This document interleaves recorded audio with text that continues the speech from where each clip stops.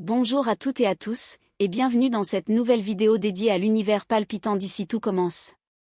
Aujourd'hui, on plonge ensemble dans l'épisode 1186, diffusé ce jeudi 29 mai 2025. Un épisode qui marque un véritable tournant dans l'histoire de l'Institut Auguste Armand. Une crise sanitaire inédite secoue les fondations de l'école, plusieurs élèves tombent malades. Le double ferme ses portes, et les soupçons s'accumulent. Jusqu'au terrible verdict qui bouleverse tout, Anaïs, l'élève brillante, aurait empoisonné malgré elle plusieurs camarades avec un plat mal préparé. Un drame qui la plonge dans une culpabilité déchirante. Mais ce n'est pas tout. Du côté de Zoé et Thelma, l'angoisse monte d'un cran, les deux jeunes femmes redoutent une grossesse inattendue, conséquence d'une prophétie troublante. Et comme si cela ne suffisait pas, la DDPP débarque à la ferme d'Angèle, mettant à rude épreuve l'un des derniers bastions d'espoir de l'Institut. Entre aveux bouleversants, erreurs fatales, crise de confiance et solidarité naissante, cet épisode nous entraîne dans une spirale d'émotions intenses et de révélations fracassantes. Installez-vous confortablement, préparez-vous à frissonner. Car ce nouvel épisode des Ici tout commence ne vous laissera pas indemne. Et surtout, restez jusqu'à la fin, car les conséquences de cette affaire risquent de laisser des cicatrices durables. Tant dans les cœurs que dans les cuisines de l'Institut. L'Institut Auguste Armand traverse une zone de turbulence. Les cuisines sont silencieuses, les cours perturbés, et les absents se multiplient. 11 personnes ont déjà été touchées par des symptômes violents, nausées, fièvre, malaise soudain. Et parmi elles, Bérénice a dû être hospitalisée en urgence. À l'hôpital, le médecin reste prudent mais alarmant. Il parle d'un possible agent pathogène agressif. On attend les analyses, mais on ne peut pas exclure la présence d'une bactérie fulgurante. À la colocation, l'ambiance est lourde. Anaïs, Billy et Amy ont décidé de ne pas remettre les pieds à l'Institut. Elles se terrent dans le salon, les volets à demi fermés. Les visages marqués par la fatigue et l'anxiété. Quand Milan pousse la porte et les découvre, il comprend aussitôt. Vous vous cachez. Billy baisse les yeux. Amy avoue, d'une voix basse. On se sent pas prête. Pas après ce qu'il s'est passé. Le regard des autres, c'est trop. Anaïs acquiesce, silencieuse. Elle, la chef promise à un brillant avenir, est paralysée. Culpabilité? Peur? Le flou est total. Mais Milan, calme et lucide, ne se laisse pas emporter par la panique. Vous avez besoin de comprendre ce qu'il s'est passé. Pas de fuir. Si quelque chose a dysfonctionné, il faut le découvrir maintenant. Ces mots claquent dans le silence. Car il ne s'agit plus seulement d'un incident isolé. C'est peut-être une crise sanitaire. Et à Auguste Armand, quand les fourneaux s'éteignent et que la confiance vacille, c'est tout un système qui tremble. Dans un coin discret du parc, Zoé et Thelma se tiennent face à Gary, visiblement bouleversée. Elle n'ose plus garder le secret. Les mots tombent, comme un aveu impossible à retenir plus longtemps. On savait que quelque chose allait arriver. Murmure Zoé. Gary fronce les sourcils. Qu'est-ce que tu veux dire, vous saviez? Thelma baisse les yeux. La voyante qu'on a vue ensemble, elle a parlé d'un drame. Elle a été claire. Zoé acquiesce. Elle n'y avait pas cru sur le moment. Mais maintenant, avec tout ce qui se passe, les symptômes, le malaise, le doute est immense. Thelma, soudain pâle, murmure plus bas. Et elle a parlé aussi d'une naissance? Elle regarde Gary, le souffle court. J'ai peur d'être enceinte. Zoé aussi. Un silence tombe. Gary reste figé, entre choc, incrédulité et panique naissante. Ce qui ressemblait à une lubie de fille en quête de frissons devient brutalement réel. Terriblement réel. Pendant ce temps, à l'Institut, la tension monte d'un cran. Tessier, Clotilde et Rose sont réunis en cellule de crise.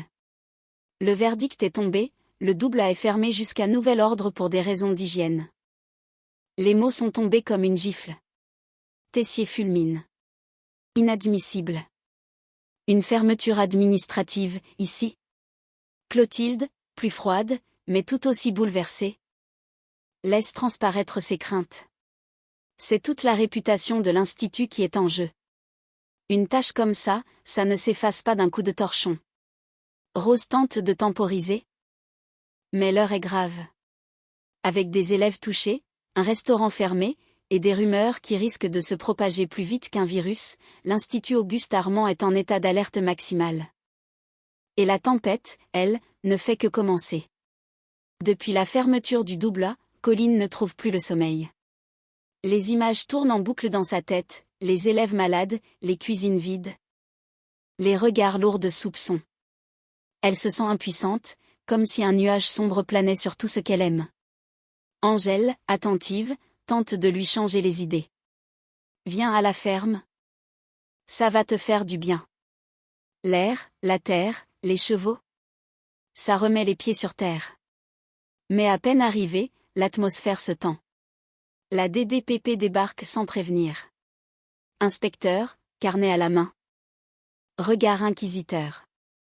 Les fournisseurs du Doublat sont tous passés au crible, et la ferme d'Angèle ne fait pas exception. Colline sent son cœur se serrer. Elle retrouve Stanislas un peu plus loin et lui confie, la voix tremblante. J'ai peur qu'Angèle perde tout, sa ferme, son travail. C'est injuste. Elle fait tout dans les règles. Stanislas pose une main rassurante sur son épaule. Alors on va faire ce qu'on sait faire. On va mettre les mains dans la terre. En silence, ils enfilent leurs gants, sortent les semis. Et se mettent à planter, rang après rang. Pas seulement pour cultiver, mais pour soutenir. Pour résister. Pour montrer que même en pleine tempête, la solidarité peut faire pousser quelque chose de fort. Et pendant que la DDPP fouille les moindres recoins de la ferme, Colline, Stanislas et Angèle, eux, sèment l'espoir. Plantés dans une terre qu'ils refusent de voir salir. Dans le bureau de la direction, Tessier fixe tour à tour Anaïs, Billy et Amy, assises face à lui. Les visages sont fermés. Fatigués par la pression ambiante, les rumeurs, les regards en coin depuis la fermeture du Doublat. Mais Tessier ne mâche pas ses mots. Vous n'avez rien à vous reprocher. Pour l'instant, les analyses n'ont rien prouvé. Alors mettez les rageux de côté. Et recentrez-vous sur ce que vous savez faire, cuisiner. Le ton est sec, mais rassurant. Anaïs esquisse un léger hochement de tête. Le soutien du directeur, aussi rude soit-il, fait son effet. Il n'est pas question de céder à la panique. Pendant ce temps, à la colocation, Zoé et Thelma se réfugient dans la salle de bain. Les mains tremblantes. Le test de grossesse est là, posé sur le rebord du lavabo. Le silence est lourd, tendu. Puis, enfin, l'affichage s'éclaire. Négatif, s'écrie-t-elle en même temps. Soulagée, presque hilare. Un rire nerveux les secoue. L'angoisse retombe. Elle respire. Mais pas le temps de savourer ce répit. La porte s'ouvre brusquement. Lionel entre sans prévenir. Un paquet de lessive à la main, et tombe nez à nez avec elle, encore le test à la main. Il écarquille les yeux. Oh, c'est quoi ce bordel? Zoé planque le test derrière son dos. Thelma bafouille, rouge tomate. C'est pas ce que tu crois. Enfin, si, mais non. Enfin bref, c'est négatif. Lionel les regarde, partagé entre choc, incrédulité, et un fou rire qui monte. Franchement, je devrais arrêter d'ouvrir des portes dans cette coloc. Et dans ce moment suspendu, entre tension relâchée et maladresse assumée, une chose est sûre. Le quotidien à l'Institut n'a pas fini de les surprendre. Dans un coin reculé de l'Institut, Tom et Jude scrollent les réseaux sociaux, les visages de plus en plus fermés. Les commentaires sont virulents, les hashtags s'enchaînent, hashtag crise sanitaire, hashtag d'oubli danger, hashtag institut en dérive. Les internautes se déchaînent. Et l'image d'excellence de l'école est en train de vaciller. Tom, visiblement agacé, lâche sans détour. Et pendant ce temps, la brigade féminine continue de faire son petit marché d'erreurs. Jude lève un sourcil, fatigué des provocations. T'es pas obligé d'en remettre une couche à chaque fois. Mais Tom, déjà remonté par la pression générale, ne retient rien. Son ton devient tranchant. Si on peut plus dire les choses, autant arrêter tout de suite. Plus loin, Colline est assise au bord du jardin, la tête entre les mains. Elle fixe le sol, silencieuse, rongée par le sentiment d'avoir été un maillon faible. Lorsque Stanislas la rejoint, il s'assoit à ses côtés sans dire un mot, attendant qu'elle parle. « Je crois que je suis le chat noir du Doubla. » Finit-elle par lâcher. Stanislas secoue doucement la tête. « Tigrec est pour rien, Colline. Vraiment. Mais si t'as besoin d'en parler, je suis là. » Elle hésite, puis laisse tomber les barrières, les yeux embués. J'étais tétanisée. Je pouvais plus bouger. J'avais les mains froides, le cœur qui tambourinait. Et tout le monde comptait sur moi. Stanislas baisse les yeux à son tour, ému par ce que ces mots réveillent en lui. Tu sais, moi aussi, ça tourne en boucle dans ma tête. Les images. L'odeur. Les cris. Même quand c'est fini, on dirait que c'est encore là. Un silence s'installe. Mais cette fois, ce n'est plus de la solitude. C'est une reconnaissance mutuelle. Deux élèves ébranlés. Liés par une expérience traumatisante, mais surtout par une vulnérabilité qu'ils osent enfin partager. Et dans cette faille, peut-être une force nouvelle commence à se construire. Après des jours de tension, le verdict tombe enfin, la ferme d'Angèle est totalement hors de cause. Le rapport d'inspection est limpide, irréprochable. Pas de faille sanitaire. Pas d'erreur humaine, pas de manquement. Lorsque la nouvelle arrive, Colline, Stanislas et Angèle se regardent, le souffle coupé par le soulagement. On va pouvoir reprendre. Le travail continue. La voix d'Angèle tremble un peu, mais cette fois, c'est de joie. La terre, les récoltes, les chevaux, tout peut enfin reprendre sa place. Pendant ce temps, à l'Institut, Tessier fait le point avec gravité. Il a en main les résultats des analyses médicales de Bérénice, l'une des élèves les plus gravement touchées. Les pistes bactériologiques et virales sont écartées. Le diagnostic reste à affiner, mais une chose est sûre, ce n'est ni une infection, ni une contamination alimentaire massive. Le mystère reste entier, mais une menace vient d'être levée. Dans les cuisines comme dans les esprits, une accalmie s'annonce. Reste maintenant à reconstruire la confiance. Apaiser les blessures, et reprendre, avec prudence, le chemin des fourneaux. Le couperet tombe. La DDP vient de rendre son verdict. Les intoxications massives qui ont frappé l'Institut proviennent d'un plat bien précis, les ravioles au mafé, préparés par Anaïs.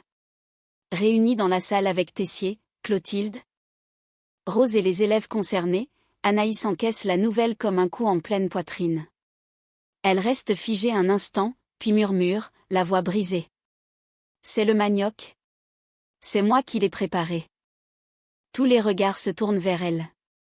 Elle lève les yeux, les larmes déjà prêtes à jaillir. Je crois que je ne l'ai pas assez cuit.